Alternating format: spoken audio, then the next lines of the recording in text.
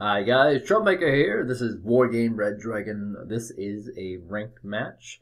Um, in the blue, we have AmberT. AmberT is, I think, currently rated number 3 and steadily climbing. He's trying as a goal to knock off the top two, who are Niwo, who played a ridiculous amount when the game launched, and Mezreen, who have both basically stop playing, but only kind of jump in to keep their dominance. And he's playing against Anakin, who, some days when you see these kind of matches, you think, oh, that poor fool. He's clearly just feeding him on the ladder. By the way, if you guys notice that there are less people online than usual, the game is not dying. Over the weekend, today's Sunday, this is in fact a doubleheader. There's a match that I've casted before this match. This is the second match of the week. Over the weekend, Eugen Systems released DLC 3, but they did it in a very inopportune manner. They did it through a beta, which they refer to as early access beta, which has become kind of a coin term for them. I mean, it's not really an early access beta. It's just beta. They're beta testing it. So if you want to join in on the fun in beta testing, in the description, I have listed how you opt into that beta, and it will automatically do all the stuff that you need to do for it. And some really funky stuff is happening in that beta already. There's this unit called the Automatic. I think it's a Danish unit. It's got a rate of fire that's very, very high. It's got 12 AP damage, or maybe it's HE damage. I think it might be AP. But anyway, it obliterates heavy tanks very, very quickly. It was intended to be kind of like the Flak Panzer, where it's is wicked against helicopters and airplanes, and can be used in a transitional role for autocannon fire to support on various land targets. But it actually went overboard, and it became quickly overpowered. But other than that, there's all sorts of stuff. They obviously do fix these things pretty fast in beta. So with AmberT, we see he's got 3 Black Panzers out. He's got what's this? Oh, Puma Cassiope. So he's got 3 infantry carriers, and he's gonna have a cannon with them. Support no anti-air helicopters. So I mean, if he runs into something like the Akula or the Ka-52, he could be in a lot of trouble, and that's exactly what's happening. These are all radar based as well, so he has no effective anti-air against those units. Actually, not true. He actually has some man pads here. I assume these will be Prizik Iglas. That's a pretty popular choice, but I can't presume the master. On our pack side here, much smaller army, but that's largely due to this opener here. This is a super, super powerful opener. You take your Ka-52, which has anti-air, which is infrared weapons, and it also has anti-radar, which is anti-ground-based radar defense systems. He's got 2 of these, actually. And then he's got an Akula with it, which has those awesome Sacklows rockets, and also some rocket pods. And then he's got the Mi-8 MTV, which also has rocket pods, and it'll be an infantry carrier. And then he has a few number of infantry. Now, this is a really strong opener, but it's very, very micro-sensitive and very, very volatile. If he loses one Akula, he's in trouble. Not Akula, Ka-52.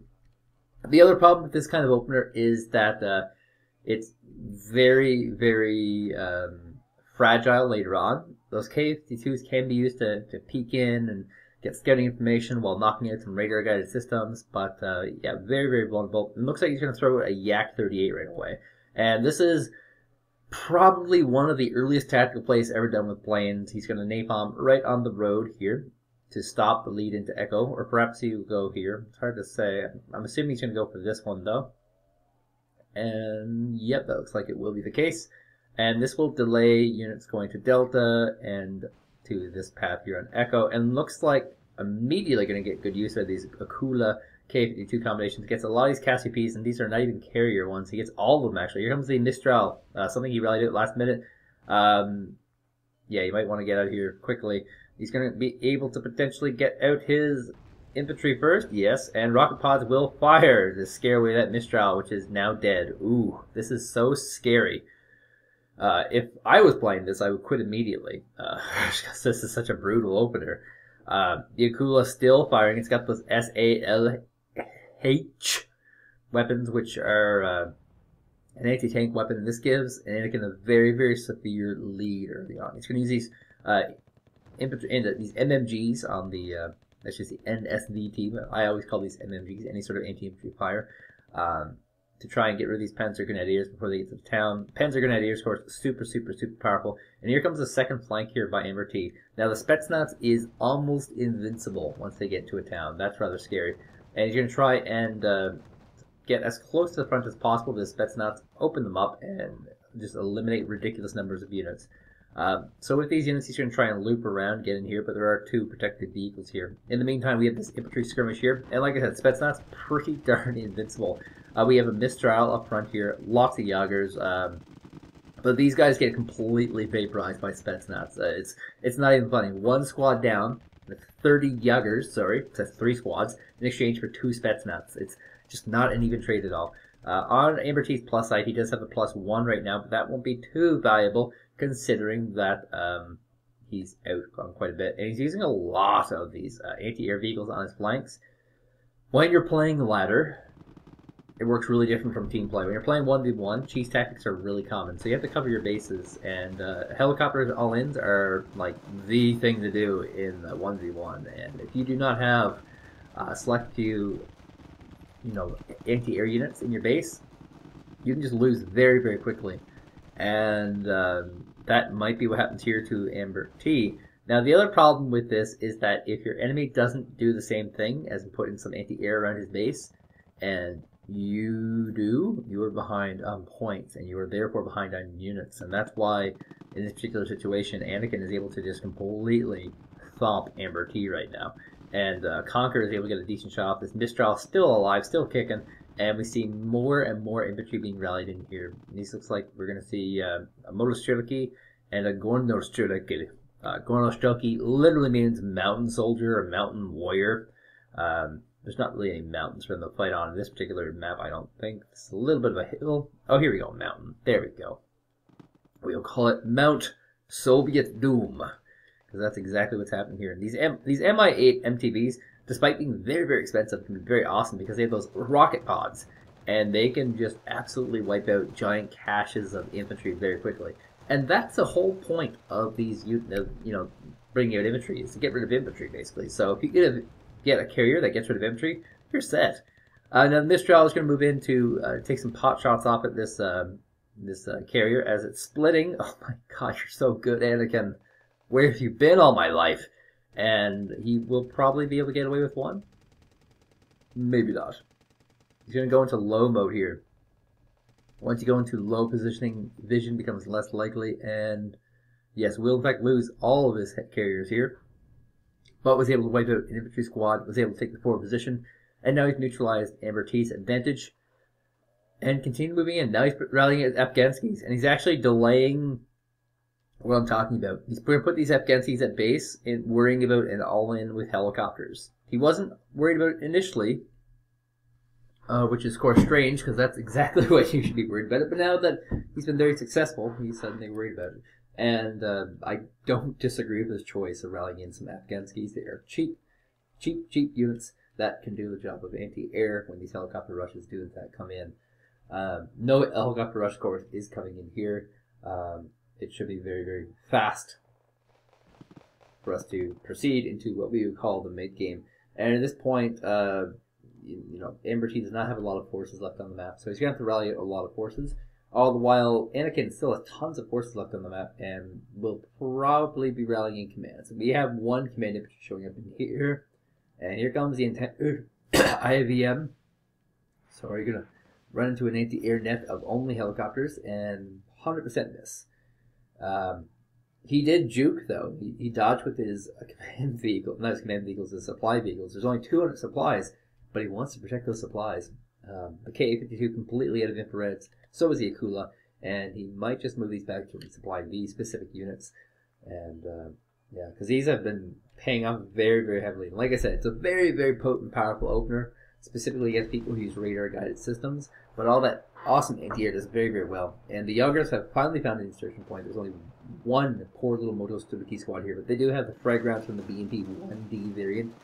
And let's see if they will make the difference. I don't know if they will. The Yaggers actually have pretty nasty anti-tank weapons. Should be 1 or 2 shots before this thing dies and keels over. In the middle, Mistral is getting picked off here as the Spetsnaz are slowly moving up with some VDV support. And, geez, I'm surprised this Moto Truck survived as long as it did.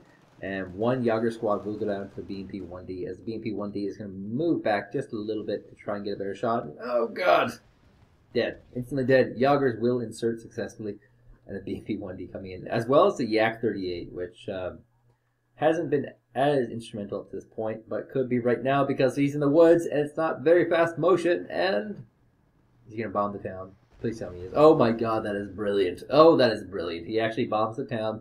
All these Yagers are going to take severe amounts of damage, cutting their numbers in half. In the middle flank here, the Spetsnaz are once again wiping through these Yagers pretty fluently. A lot of people ask, what's the tactic for dealing with Spetsnaz? And the answer is not infantry, of course. You have to actually use a lot of vehicles, you have to use a lot of planes, you have to use artillery. You really can't engage them with infantry, but you need your infantry to hold them back so they can't push forward with things like the VDV, which can actually affect your front line very easily. And it's looking kind of hairy right now here for AmberT, who's still unable to reclaim any sort of position at all. In the Delta position, he lost all of his infantry here to 1 napalm. And he's trying to move a Mistral in here, but this Moto Stroke should effectively wipe him out. I would not be surprised if we saw a command get right in here. Look, the KA-52 going to go to this frontier. Now, keep in mind, it is Mistrals. That's a unit that actually beats the KA-52. And he's using these very expensive units now, 130-point units, just to cover his flanks for potential air attacks. Like I said, this is kind of a problem with the opener. Yeah, they do pack a lot of punch. Yeah, they're very powerful. But once you're done with that opener, it becomes very, very difficult to make good use out of them. And Mistral is going to rally back a little bit. See if he'll get some shots. I mean, this is where things might change very quickly. K-52 going to move over this Mistral. The Mistral can one-shot both of these successfully, but usually takes 2 shots. And not going to fire. Not quite the range he needs. So, yeah, we're going to see more infantry come through here. This is actually a very, very good path to sneaky around through these mountains.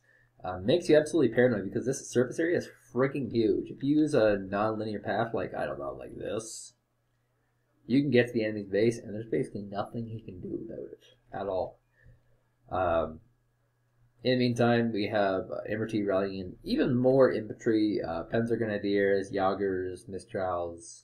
These are his units of choice. Panzer Grenadier, of course, recognizes also being very, very overpowered itself in its own respect. Probably as or more overpowered than the Spetsnaz units. And the number of units that Anakin's putting out is nowhere near the vast numbers that we're seeing from AmberT as he pushes up to engage just the VDV squad. This VDV squad should pull back soon before he loses the squad. Worth noting that he is building up veterancy over time, and he's going down in numbers. He should pull back. Oh my God, it's stunned. Oh my God, free pick off here. And he pulls it back just in time. There are 2 squads here, but getting these squads back to 100% health will require more supplies than he currently has. Spetsnaz are back up. That's a key unit, and these are very high veterancy. Full veteran Spetsnaz units. There's a 3 Mistral squad here. The Yak 38 bombs are coming in. There's 2 Mistral squads, so this is actually going to be more than enough to actually take care of this. And 1 napalm goes down, the second one will go down, and the K-2 and the Kulas are sliding in here, but they gotta be very, very careful what they're doing here. Because these Mistrals will fire on them. Oh God, 1 shot goes off. And this is gonna be the second one. He's not gonna pull back in time. Oh, Kula miss. Oh my God, this is okay. 3rd shot. Keep in mind, this is actually a big deal, and yes, the Akula will go down. Will he pay attention for the Ka-52 though? Oh my God, ammo box hit. That's not what you want to see. Ammo box hit means that you've lost a lot of your resources, and he gets basically 200 points worth of kills from that Mistral. Absolutely brutal. Pulled from this flank here, which means that there's nothing watching this flank anymore. And it also means he's out quite a few units. And here comes a big command vehicle. Very, very potent. And he's going to put it in the woods, probably in one of these little pigeons here. It's going to be very slow going, but once he grabs it, he'll begin bleeding out AmberT once again. This concept of bleeding out, that is, having more points on the map than the other, is very crucial to Conquest, not because you want to win, but because it forces your opponent to be aggressive when you are in the opportunity to be very defensive. Now, in this particular situation, it doesn't feel like there's enough units on the map for Anakin right now. He has these Spetsnaz, that's sort of his key, but when these Spetsnaz get encircled, their area of effect, blasty anti-infantry damage, becomes very limited. These Jaegers are going to go ahead and try and surround, and he's probably going to try and rotate, but oh my god, they just get melted away so fast. He needs to get some sort of napalm bomber in here to just wipe this. Looks like some vehicles are going to rally up on the side here, all getting wiped out by the Gornostrelkis, and yeah, he's losing a lot of infantry here to these Spetsnaz. Actually, the Spetsnaz will run out of napalm before he will run out of infantry, it seems, and one Jaeger squad goes down. One Jaeger squad over here, and yeah, he's gonna push out here. Oh god, such a great position for a boot. He does in fact get the entire down, and it doesn't look like he's turning off this radar though, so that could send some seed expectations. Seed, of course, is a system in which you wipe out these radar-based systems, an Earth attack radar-based system, and it's basically the only counter now. There's only 4 napalm shells left here. They can do a lot of damage, don't get me wrong. But this is an opportunity for him to swarm this Spetsnaz squad, finally get rid of it. And worth noting, it is pretty expensive. It's a 35-point infantry squad. Very good expensive infantry, but it's said that a second group of fully vetted Spetsnaz have moved in here. We have some supplies coming to the front line, and this is going to allow him the opportunity to pull back his Spetsnaz as soon as he runs out of ammunition, which will be right. That's probably a good time with 1 RPO rice left. Yeah, the paranoia is real by this jungle, for this jungle, by the way. Very, very real. 2 Panther Grenadiers are going to try and sneak in here. Anakin currently bleeding out by holding on to this Delta base, which is insanely crucial. And we're seeing slow creepings here by AmberT, just moving his infantry around in a very large, brilliant flank. Actually, if he had something like I'm trying to think of NATO equivalents that he could use in this Euro Corps deck. But anyway, long-range anti-tank weapons. One of my things to do. I can't think about it. If he had one right here for that, he could wipe out. He could cover this whole bridge, potentially, and this way here could be also shot. But he's going to go with these Panzer Grenadiers, which do have quite a long range, and the sneaky effect will be in full play. So he's once again lost all of his infantry to basically not a lot of infantry. Looks like he was able to somehow wipe out a full Spetsnaz squad. Nope, never mind, it's right here. In fact, he wiped out only 1 squad total, and they've all joined together into one. Why do you join together in one? Well, when you have things grouped together, they gain morale bonuses. In that, let's say you have 1 squad, let's say Kustolev, who has low health and low morale. The other 3 squads will rally up his morale and average it out, so that 1 squad no longer underperforms as much as it used to. Oh, by the way, Sneaky McSneaky over here, AmberT is creeping along pretty darn fine into this Foxtrot base. This is not a standard play by any means. And now he's able to cover this bridge and prevent any sort of reinforcements coming from this general direction. This is the reinforcement path. This is going to force him to use this reinforcement path over here, which is a much longer one. And he might even be able to creep into the base. Look how many vehicles he has here. That's a retard. And he's actually going to go for it. Yeah, with the Panzer Grenadiers leading the charge. Lots of these Martyr 2, Martyr 1s. He's going to go for it. And, ooh, here's going to be a mistake. I know exactly what's going to happen. He's going to fly over one of these Mistrals, this Recon Mistral, and find himself in trouble. He's actually choosing to not engage the standard path, which is the middle here. He's choosing to go around and go for this base here, which is largely undefended. It does have some Afghanskis, which are very good, and for what you're paying. But yes, limited liability here. Mistral going to get a K-52 kill, I have a feeling, because he does not actually have a way for him to defend himself here all that effectively. Oh, he's going to move. He's can't get vision. Get vision. And he didn't just something that he did that's actually really cool. He didn't just right click on the K-52. He actually physically moved it around into a different area to try and specifically make sure it doesn't get wiped out by these front lines here. Now that he sees what the front lines are, he's moving into a more forward position. These Marder 2s are acting super strong as they should. The Afghanskis are, of course, a vehicle, but the T-64 began coming in here. The Marder 1s and Marder 2s should get shut down relatively soon. He's actually forced to pull the command here, which does, in fact, stop the bleeding completely. And just seeing this, like, I know where your command is. That's critical information here. And looks like the Marder 2 is going to pull back to try and delay the tank, perhaps, while the Marder 1 unloads on this command. Are we seeing any kind of... Yes, there's a superintendent that's going to go all the way across the field. And it's got the SALH, so this is not for the command vehicle, actually. This is for the tank. He's not going for the command, he's going for the tank. And he's being forced to rely on a lot of these T-64s, which will be valuable for this side here, but not so much other sides. And right over the anti-air unit, it's probably a Book. I'm going to say a Book. Was it a Book? Looks like it was a Book. And forced to actually retreat before he can drop the payload. Afghansky gets the kill. Most valuable Afghansky is what his name is.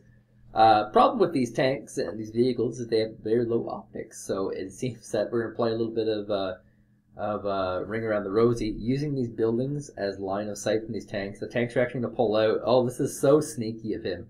He hid away his units, and now the Marder 2s are coming behind. I don't know, and oh my god, we're going to see an anti-air duel here from here. MiG-25s do not have a lot of ammunition though, and Mistral actually able to get a kill there as well. So the Marder 2s going to go and lose basically what advantage they had. They can't actually fire on any, which will be inefficient. So it becomes very difficult for them to actually do anything. There's a Jaguar A, by the way, which is being picked off by these MiG-25 PDs. Super cheap air superiority fighters. Note, they don't have any kind of gun or anything like that. They rely entirely on their SEMAC and their infrared weapons, which are all pretty short range. And not a short range, just a gun, obviously, but you have no kill mechanism there. So with that basically cleaned up, that leaves a position for Anakin to continue doing a bleed. But it's also allowed for a pretty big mobilization on this Delta front here. Now, what I would like to see from AmberT, but I just don't think his style, to actually neutralize this point, put a command in this woods here somewhere, force Anakin to engage these woods while these infantry are here. I don't think I'll see that. It would have been nice to see, though. And this Marder 1 is continuing to do damage, picking up every single Afghansky that comes out with that awesome autocannon. This actually forces 2 Norovs to come out. And the Norov is a vehicle that is pretty bulky and tank-like. I would say it is a tank in the vehicle category. It's also pretty cheap, and it's also pretty good at dealing with these light vehicles. Now let's see if he can do effectively. 1 hit point loss so far. He doesn't have any vision, and the Noah winds up, and badoom, there it's dead. But the VBL Mistral is still in position to provide recon and anti-air damage, so he could still potentially do stuff. By the way, Spetsnaz Guru moving in here. This is a sniper. It also has a heat weapon. This is your bazookas. And the bazookas, of course, are good at killing off your tanks, your vehicles, all those types. And there's, in fact, 1 vehicle here watching for this. There's a Marder 182 squad coming in here. This could be just poorly timed. Bad timing his part. As he comes in, there's basically the kind of units that are needed to wipe this out are coming in. Timing couldn't be worse. See how many kills he can get, though. So he's targeting down the Jupiters. Okay. Sure. I don't know if that was a worthwhile kill. And now he's moving up to the Spetsnaz crew. The Flak Panzers can actually completely wipe him out. Yeah. I'm sorry, these aren't Flak Panzers, they're Flak Piz. They're a vehicle class, very similar to the Afghanskis. And they're going to walk across. There's nothing watching for this area here. So he might be able to get a few kills before things get found out. I mean, AmberT should know this is here. He lost a vehicle. Oh! We saw a small push-up. Did we? Maybe a poke? Looks like we saw a poke happen. To realize there's actually Spetsnaz there, which are, once again, Spetsnaz are very scary. They're devastating, they're game ending, they're game ruining. And yeah, the Flak Piz looks like they were successful in taking a lot of damage out of these Spetsnaz crews, and we'll wipe them out without taking any damage at all. One thing with these high level games, worth noting, neither players rallied out any amount of artillery here. Neither player is shelling out the other one. Artillery is really only good when you have a vision of your enemy, and right now there's not much for vision. Same thing with AmberT. You know, he doesn't see much, and if you can't see your enemy, there's not much of a point. And we're going to see a little bit of this around here. Bring in these vehicles here. The vehicles very sharp for the Spetsnaz. Wipes out the Spetsnaz squads. And Afghansky are good at fire, but this is a Martyr 1A2. This is a very, very difficult thing to kill. And this is going to allow him to finally grab this position. Now he needs to get around. And I mean, everyone puts their command in the exact same spot. It's always like right here. And if you're playing super, super meta, you'll put it like right here or right here. In this case, he's gone with what I would call the most standardized position possible. And he will be trying to, he, being AmberT, will be trying to move his forces behind this line here to get in here and capture this mountain area. I mean, one thing that's pretty imbalanced here is that this mountain here is nowhere near as good as this mountain here. This mountain here links directly into the main base. This one here links into like this town, which is far, far outside the main base. This is one of these few niche moments where Pact actually has somewhat of an advantage on the map as far as deployment goes. And geez, these Spetsnaz squads are just raping babies right now. Martyr 1 side being allowed to fire because these napalm rounds are just messing with him, getting that morale down quite a bit. And honestly, yep, that's exactly what he's going to do. I was going to say he could probably move forward, and that's exactly what he did. If he can get rid of these Mistral squads here, that would be absolutely sick. Does do so. The VDVs should pull back, though. They are not wanted in this particular engagement. Panzer are going to head here. It's going down very, very quickly. And look at those morale numbers. Panic, panic, panicked. And one squad should be wiped out in a second. Spetsnaz going to leave their town and go for it. Yes, they are. And he's going to go behind VDVs. Looks like, oh, I see why. He's trying to juke and jive at these planes here. And he'll actually be very successful, going in probably the most non-standard way of juking and jiving. Usually you pull back when you're juking and jiving. He went forward.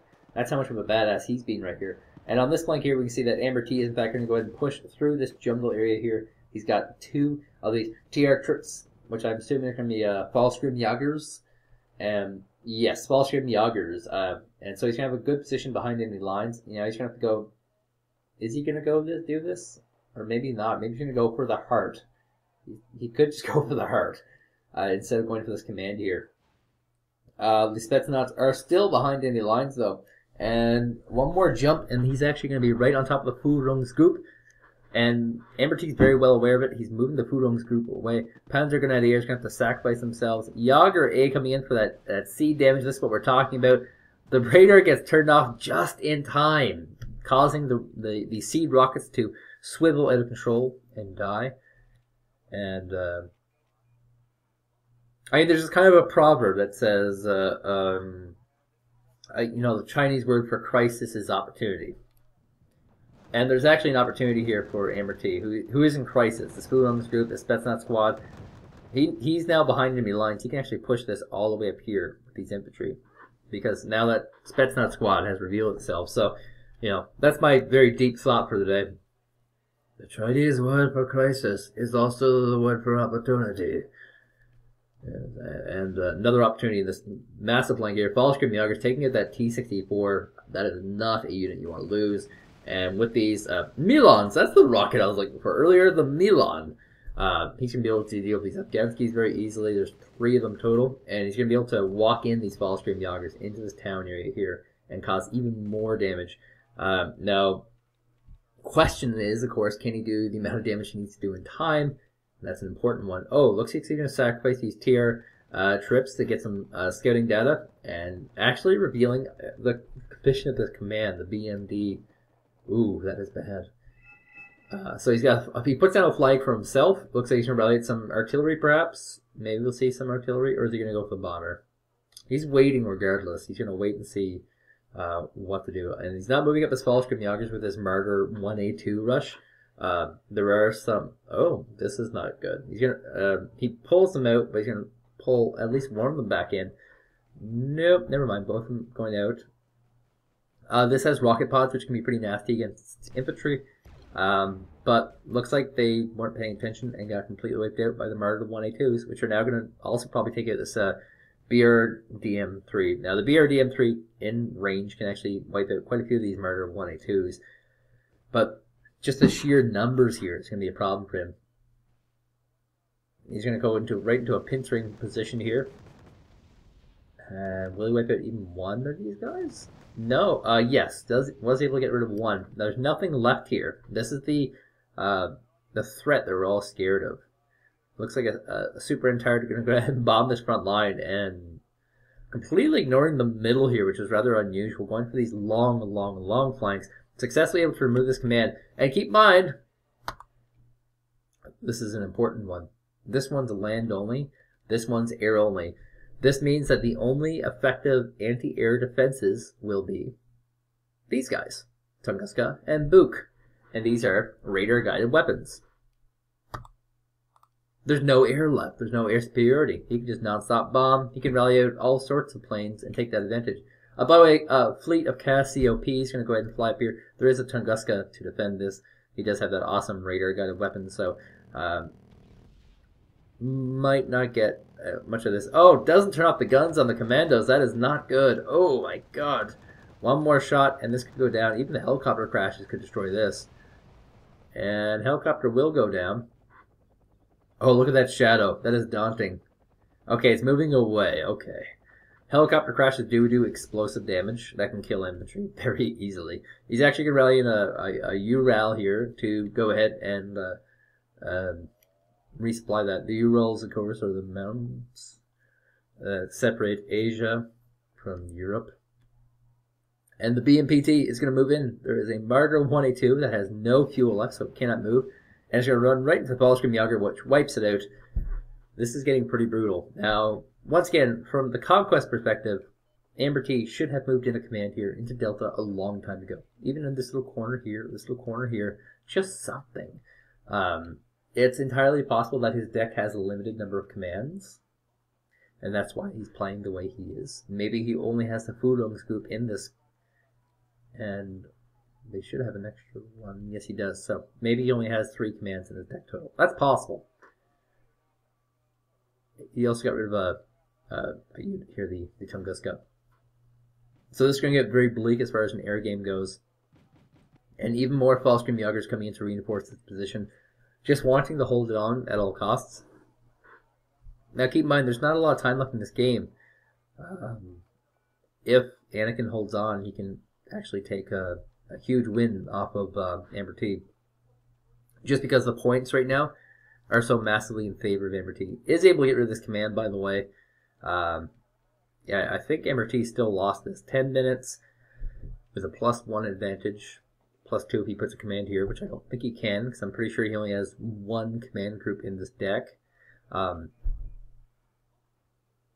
He can't win this. It's impossible.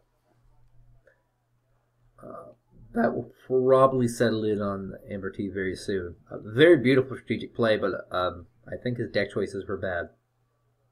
I think he doesn't have enough commands on this, and probably did not need a fob for this. But I think the kill totals are going to look very, very skewed after this. because there's a lot of T-64 BMs just rushing into towns here.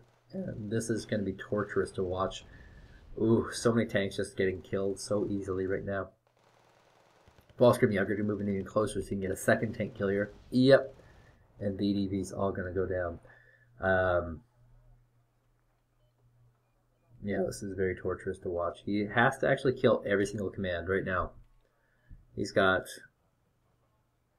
So he can still win. It's just he has to win by a different manner. He has to win by killing off all the commands.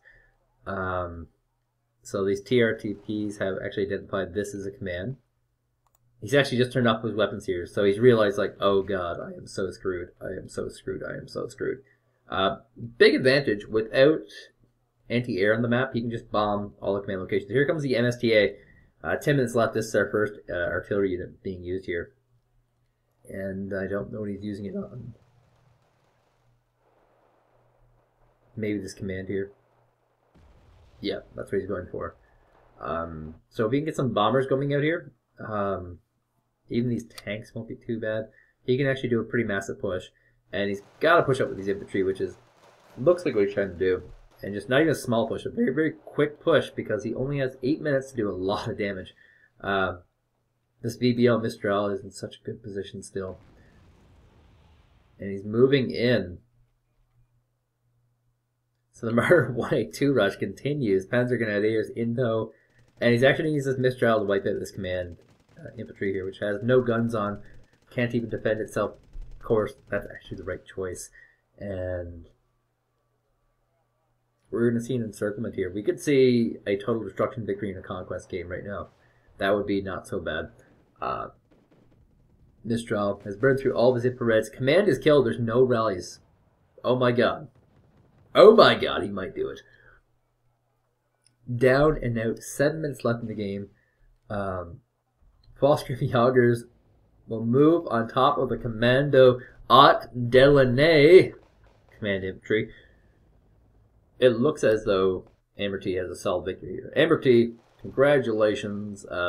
I thought for sure you were losing this game. Like I said, he is a guy who's tried to climb the ladder very, very quickly. So yeah, points were very skewed in favor of AmberT. He didn't play the Conquest game. He played a total destruction game, and he won it very well. Yeah, Anakin, very, very high rated.